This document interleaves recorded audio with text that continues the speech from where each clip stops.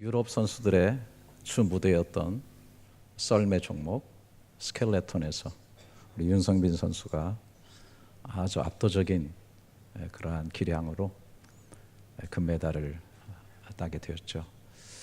참 놀라운 일이라고 생각을 합니다. 어저께까지는 금 3개를 따면서 이제 평창 동계올림픽이 반환점을 돌아서 이제 절정을 향해 가고 있는 것을 보게 됩니다. 원래 이 동계올림픽은 1924년에 원래 이제 하계 올림픽에 피겨 종목만 좀 들어가 있다가 프랑스에서 하면서 1월, 2월에 걸쳐서 따로 이제 동계 종목들을 하게 되었는데 2년 뒤인 1926년에 IOC에서 이거를 정식 동계 올림픽으로 그렇게 결정을 하게 된 것이죠. 그걸 1회로 잡았고 우리 이제 평창 동계 올림픽은 그래서 23회가 된다고 합니다. 잘 아시는 것처럼 1988년에 서울 올림픽을 했고 또 2002년에는 축구의 제전인 올림픽 월드컵을 또 했고 또 2011년에는 국제 육상 대회를 한국에서 했고요. 이번에 이제 동계 올림픽까지 해서 큰 그 스포츠 국제 대회를 4번을 한국에서 하게 됐는데 이것이 바로 세계에서 5개 나라밖에 할 수 없는 정말로 긍지가 되는 그런 일이라고 얘기를 하고 있습니다.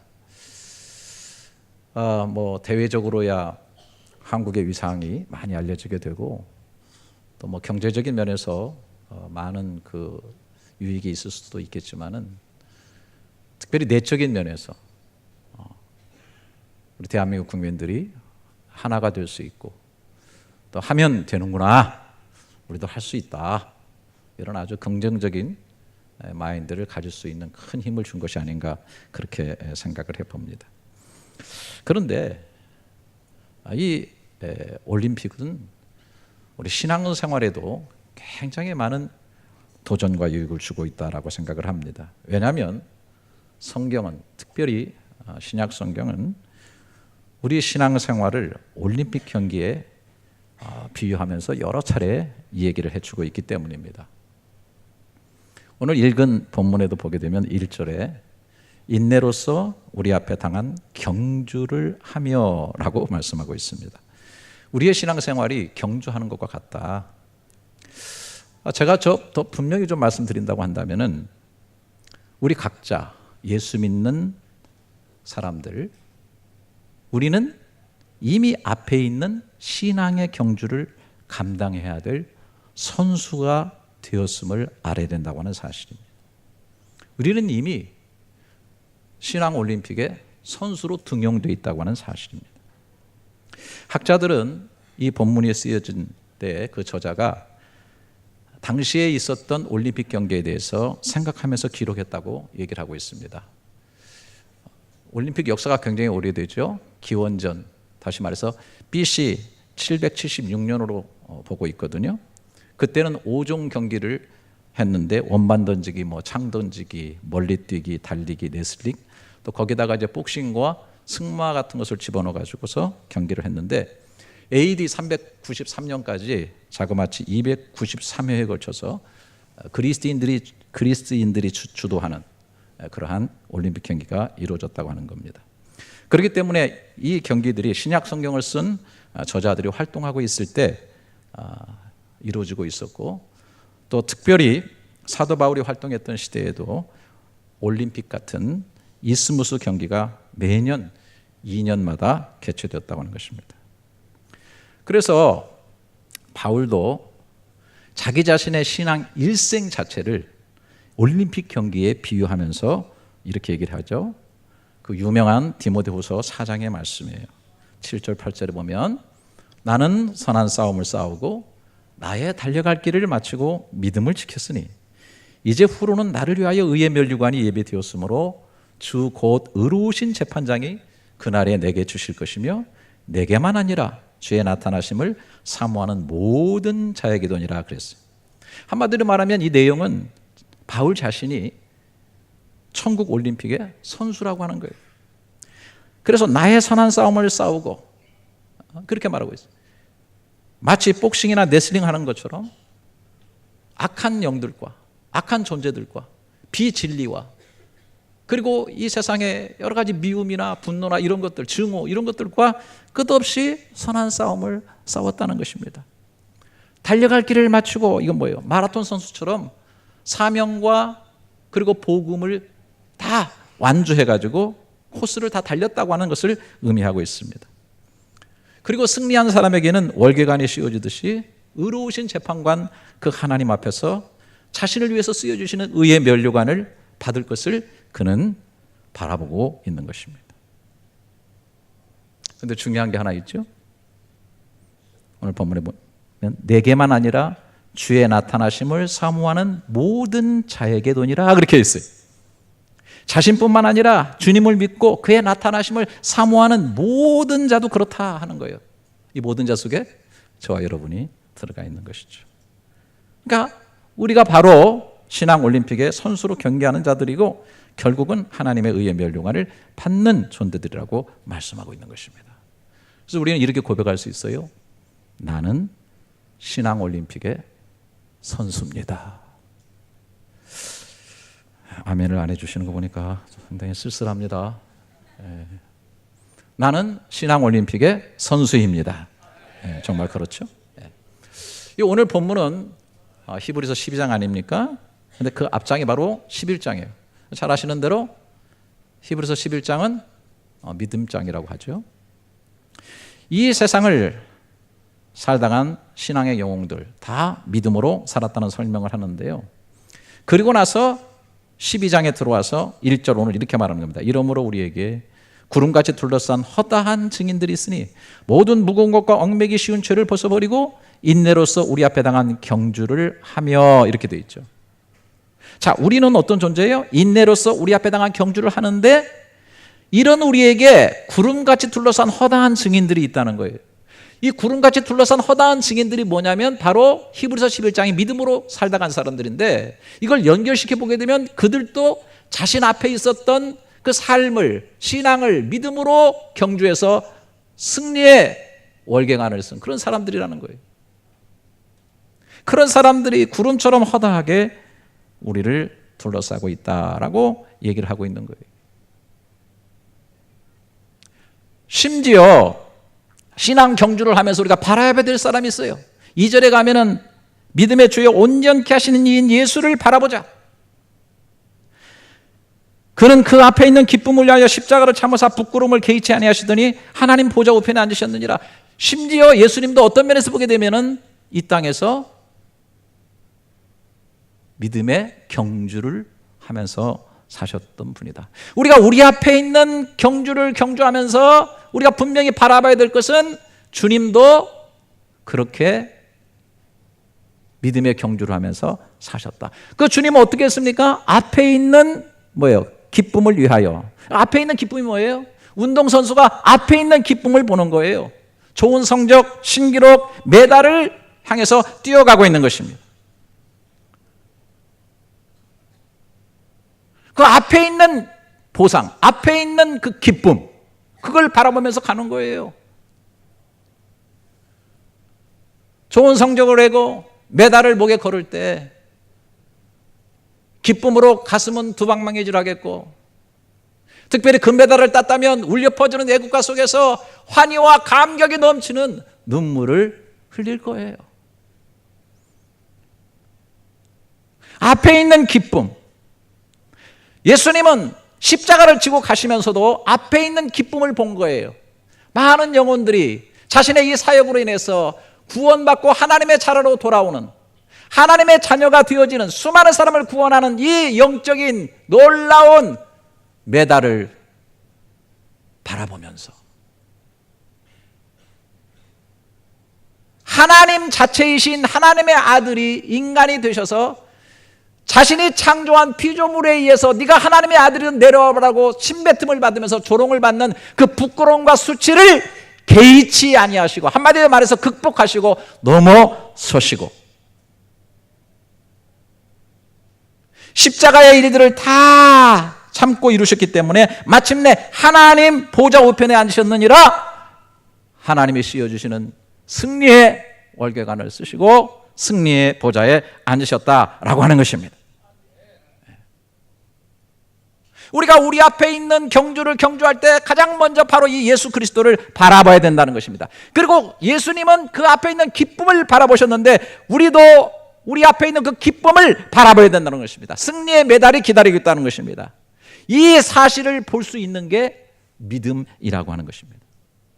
그래서 히브리서 11장 6절에 믿음이 없이는 기쁘시게 하지 못하는 하나님께 나아가는 자는 반드시 그가 계신 것과 그가 자기를 찾는 자들에게 상 주시는 이심을 믿어야 할지니라. 상 주시는 그분을 바라보는, 믿음의 경주를 하는 많은 믿음의 선진들이 허다한 구름같이 많이 있는데 쭉 히브리서 11장에 설명하면서 제가 정말 마음에 와 닿는 것은 모세의 사건입니다. 모세도 믿음의 경주를 하다 살아갔습니다. 히브리서 11장 24절부터 26절에 보면 믿음으로 모세는 장성하여 바로의 공주의 아들이라 칭함받기를 거절하고 도리어 하나님의 백성과 함께 고난받기를 잠시 죄악의 낙을 누리는 것보다 더 좋아하고 그리스도를 위하여 받는 수모를 애굽의 모든 보화보다 더 큰 재물로 여겼으니 이는 상 주심을 바라봄이라. 대이집트 제국의 공주의 아들이 되는 것을 거절했어요. 애굽의 모든 보화를 그는 거절했어요. 그리고 하나님의 백성과 함께 광야에 나가서 고난받는 것을 더 기뻐했어요. 왜 그랬어요? 모세는 소유 가치로 살지 않았어요. 존재 가치로 산 거예요. 내가 왜 존재하는가? 이 존재의 가치는 존재 목적에서부터 부여되는 거예요. 모든 존재 가치는 존재의 목적에 의해서 결정되어지는 것인데 존재의 목적은 존재 자체가 결정하는 것이 아니라 그 존재를 존재케 한 자가 부여하는 거예요. 하나님께서 모세를 불러서 이스라엘 백성과 함께 애굽에서 나와서 가나안으로 가라고 하나님이 그 목적을 부여하셨어요. 그 목적을 그가 받고 그 코스를 완주하게 될 때 그는 애굽의 모든 보아나 바로의 공주의 아들이라 되는 것을 다 거절했다는 거예요. 왜? 존재의 목적을 주신 하나님 앞에 상이 있기 때문에 이는 상 주심을 바라봄이라. 존재의 목적을 주시는 하나님은 반드시 그 목적을 이루고 인생을 경주에서 완주하게 될 때에 상을 주시는 분이시다라는 거예요. 그래서 존재의 가치는 존재 목적에 있고 존재의 목적의 의미는 하나님이 주시는 상에 있고 내가 존재 목적을 이루어가는 그 일에 있어서 애굽의 보화를 누르고 소유 가치를 이기고 유혹을 이기고 살아갈 수 있는 파워가 어디서 나오느냐? 그분이 나를 부르셨고 그분이 나를 상 주시는 데서부터 그 파워가 나온다는 거예요. 그래서 그 상을 정말 바라보는 사람은, 그리고 존재 가치로 존재 목적을 향해 사는 사람은 그 경주를 함에 있어서 무거운 것이나 거치는 것이나 문제되는 것을 다 내려놓고 눌러놓고 제거하고 살아간다는 거예요. 그래서 오늘 본문에 그랬죠. 모든 무거운 것과 얽매기 쉬운 죄를 벗어버리고 인내로서 우리 앞에 당한 경주를 경주하며, 그렇게 말해요. 쇼트트랙 선수들 보게 되면은 거의 발레 선수들이 입는 정도의 수준의 옷을 입어요. 하여튼 너덜너덜하는 게 없어. 바람에 저항을 받는 건 조금 더 다 피하고 있어요. 여러분, 스포츠 머리 아시죠? 스포츠 머리가 뭐예요? 아주 짧게 깎는 것을 말하는 거죠. 하여튼 달리기 하고 뭐 운동을 하는데 이 더덜더덜한 머리가 방해가 되기 때문에 짧게 다 깎아버리는 거예요. 얽매기 쉬운 것, 무거운 것, 거창스러운 것 제거해버리는 거예요. 그래서 그거를 스포츠 머리라 그렇게 얘기해요.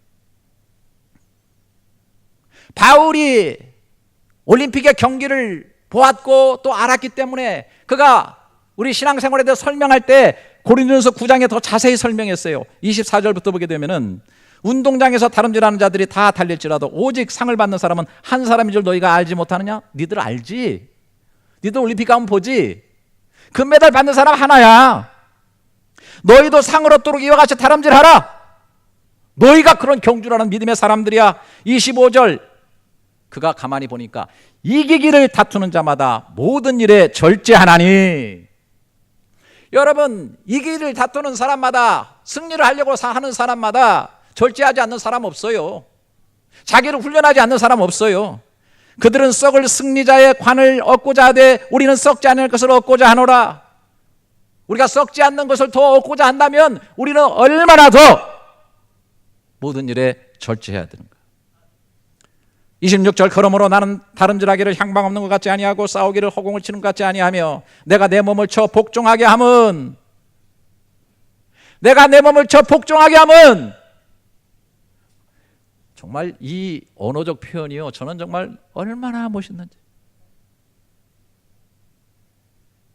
올림픽에 참가하는, 어떤 경기에 참가하는 선수라면 가장 분명하게 해야 될 일이 자신의 몸을 쳐서 복종시키는 거예요. 그 경기에 맞게, 그 룰에 맞게 승리할 수 있는 모든 조건을 만들기 위해서 자기 몸을 쳐서 복종시키는 거예요. 바울도 그렇게 한다는 거예요. 내가 내 몸을 쳐 복종하게 하면 내가 남에게 전파한 후에 자신이 도리어 버림당할까 두려워함이로다. 헐, 애들 말대로 헐, 여기서 정말 버림당해? 그러면 구원에서 이탈되는 건가? 잘못하게 되면 구원에서, 경기 제대로 못하면 구원에서 이탈되는 건가? 이렇게 생각하시면 안 돼요. 제가 노심초사해서 꼭 말씀드립니다. 여러분, 우리는 구원을 얻기 위해서 경주하는 존재가 아니에요. 구원을 받아 믿음의 사람이 되었기 때문에 믿음의 경주를 하면서 하나님의 사명과 목적을 위해서 살도록, 그리고 그분의 상급을 바라보면서 인생을 경주하는 거예요. 이거는 아멘 크게 하셔야 돼요. 할렐루야. 네.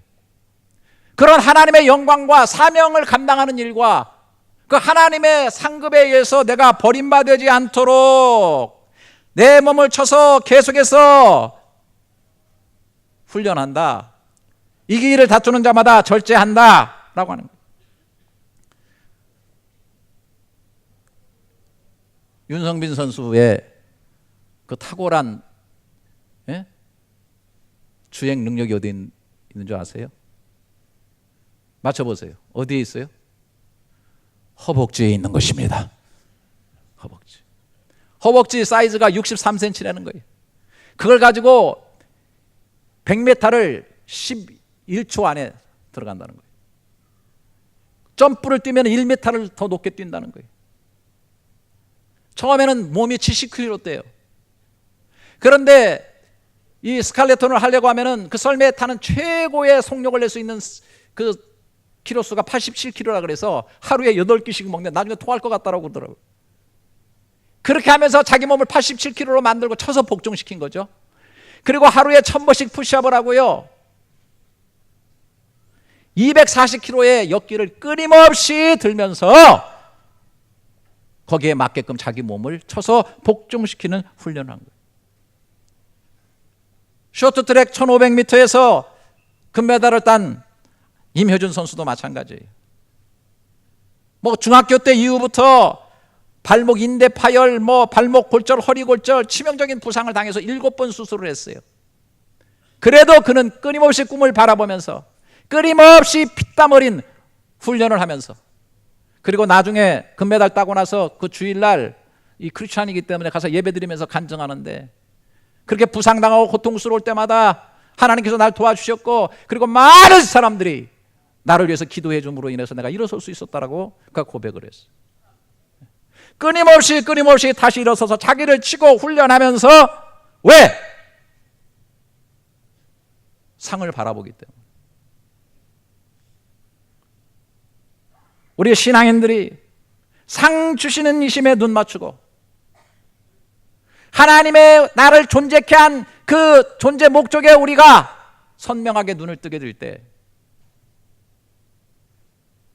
조금의 유혹들, 힘든 것들, 주저앉고 싶을 때, 포기하고 싶을 때, 그거를 극복해 나갈 수 있는 거예요. 우리가 이런 일을 제대로 못할 때는 하나님께서 때로 고난을 주시고 징계를 주셔서까지 우리를 훈련시키는 경우가 많아요. 여러분, 오늘 5절부터 11절 제가 본문은 굉장히 길게 잡았는데요, 거기 뭐 하나님의 아들에 대한 징계 얘기가 나오는데 요거를 경기자로 한번 선수라고 한번 생각해 보세요. 선수를 훈련하는 그런 측면에서 한번 생각하면서 한번 읽어보자고요. 좀 길지만은 또 아들들에게 권하는 같이 너에게 권면하신 말씀도 잊었도다. 일렀을 때 내 아들아 주의 징계하심을 경여기지 말며 그에게 꾸지람을 받을 때 낙심하지 말라. 여러분 선수들이 얼마나 꾸지람 많이 받겠어요. 얼마나 징계 많이 받겠어요. 주께서 그 사랑하신 자를 징계하시고 그가 받아드신 아들마다 채찍질하심이라 하였으니 너희가 참으면 징계를 받기 위함이라. 하나님이 아들과 같이 너희를 대우하시나니 아들과 같이 대우하시기 때문에 넌 경기자이기 때문에 하나님께서 우리를 징계하시고 고난 속에 넣으시고 우리가 얽매이기 쉬운 죄에서 벗어버리고 유혹을 이기고 승리하도록 만들어주신다. 징계를 다 받는 것이거늘 너에게 없으면 사생자요 친아들이 아니니라. 또 우리 육신의 아버지가 우리를 징계하여도 공경하였거늘 하물며 모든 영의 아버지께 더욱 복종하며 살려하지 않겠느냐. 그들은 잠시 자기의 뜻대로 우리를 징계하였거니와 오직 하나님은 우리의 유익을 위하여 그의 거룩하심에 참여하게 하느니라. 여러분 보세요. 하나님은 우리의 유익을 위하여 그의 거룩하심에 참여하게 하기 위하여 우리에게 징계를. 여러분 징계와 처벌 다른 거 늘 아시죠? 처벌은 법대로 보복하는 거예요. 하나 징계는 부모가 자녀를 처벌하지 않고 징계해서 바르게 고쳐서 영적으로 유익하게 해서 거룩함에 참여하게 하기 위해서. 결론이 뭡니까? 11절 무릇 징계가 당신은 즐거워 보이지 않고 슬퍼 보이나 후에 그로 말미암아 연단받은 자들은 의와 평강의 열매를 맺느니라. 금메달을 따게 되느니라.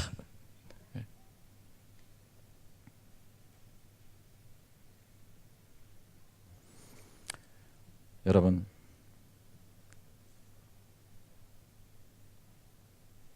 우리가 자꾸 이제 신앙생활하면서 때로 거슬리고 고난받고 때로 힘들고 어렵고 그럴 때가 굉장히 많이 있어요. 그게 왜 그러냐면 하나님의 경주에 우리 자신을 맞춰가기 위함이에요. 모든 경기에는요 다 룰이 있어요. 법칙이 있어요. 저는 가끔 옛날에 테니스 치고 뭐 배드민턴 칠 때는 제일 미운 게 그 네트예요. 앞에 있는 거. 그것만 없으면 얼마나 좋겠어요. 볼이 휙휙 날아가 버리고. 그리고 제일 안 좋은 게 금이에요. 금. 왜 금을 왜 쳐놨대? 그냥 때려가지고 들어가면 되는데 제가 배드민턴 한 4, 5년을 격렬하게 쳤어요. 제가 단식을 즐거워해가지고 그냥 제가 아파트 10몇 층에 살 때도 엘리베이터 안 타고 뛰어다니고 말이죠. 막 땀을 흘리면서 막 엄청나게 뛰고 물병을 막 손으로 들고서 막 미친 듯이 막 흔들면서 이렇게 막 훈련을 하면서 그때는요 미친 듯이 다녔어요.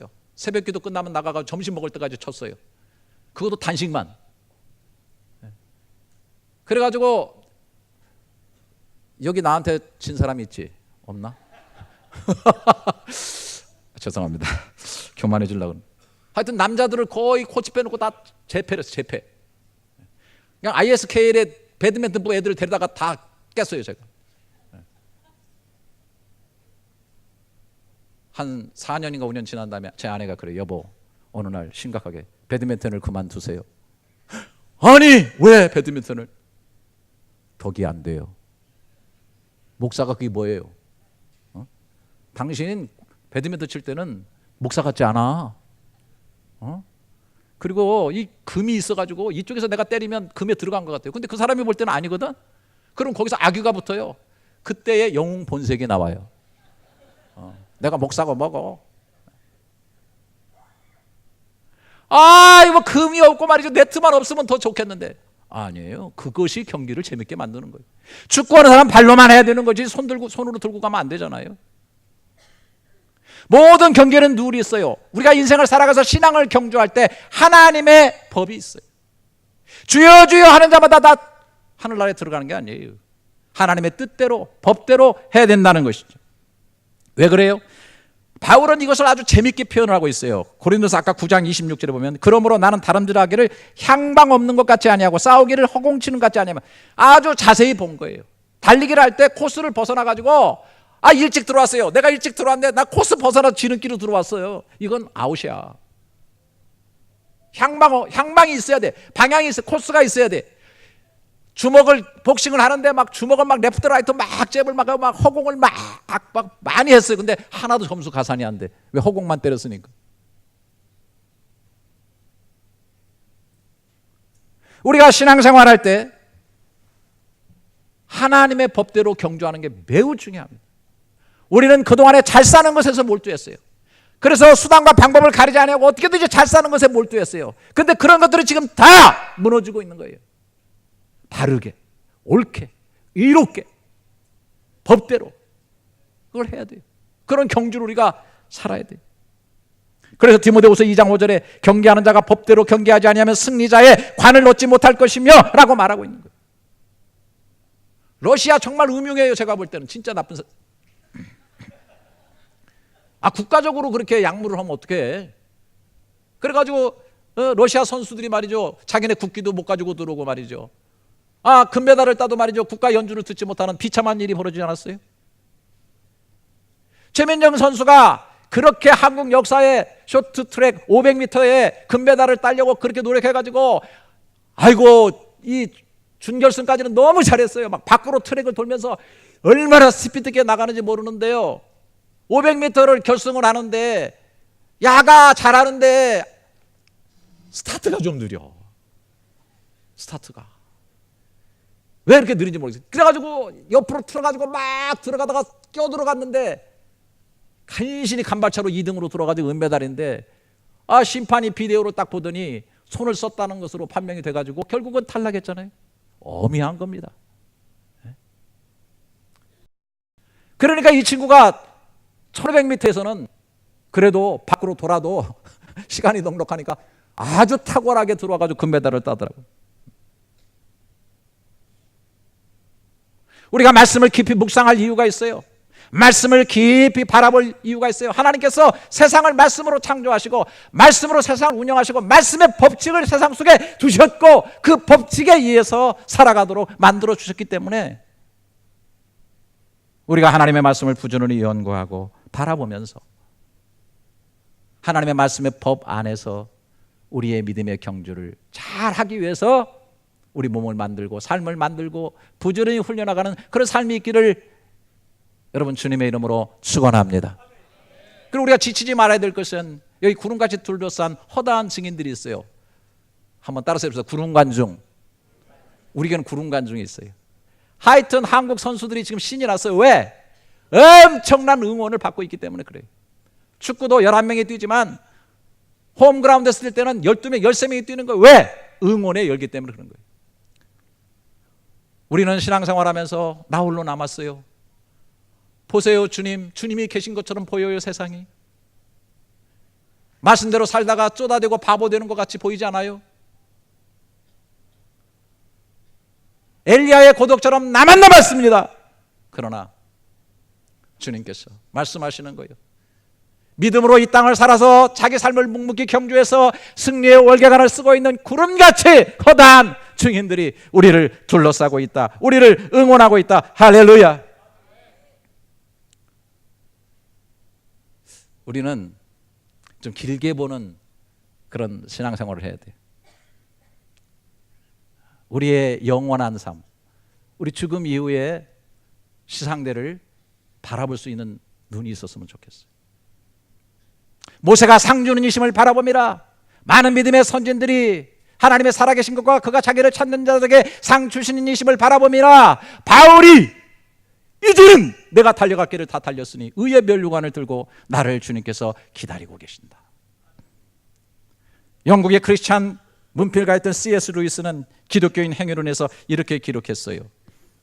역사를 읽어보면 현세를 위해 가장 위대한 일을 한 사람들은 내세를 가장 많이 생각한 이들이었다.